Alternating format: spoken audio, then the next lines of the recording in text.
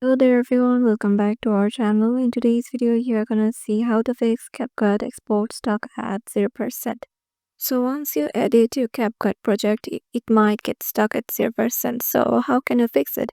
So first of all, you have to go to your CapCut and in here, keep tapped on it and go to its about information. And now you will find the storage over there. Now clear the cache. Now also do it, restart your phone from here and restart it. Once you do it, check if it is working or not, and if it is not, then you can go to your phone storage, go to my files and check if your internal storage has enough space to export the file in your gallery. So make sure there is space, and if there is not, make some space for the video and then try to export it again. So hopefully this will solve the issue, and make sure to comment us and let us know how it worked for you. And we will see you in the next video.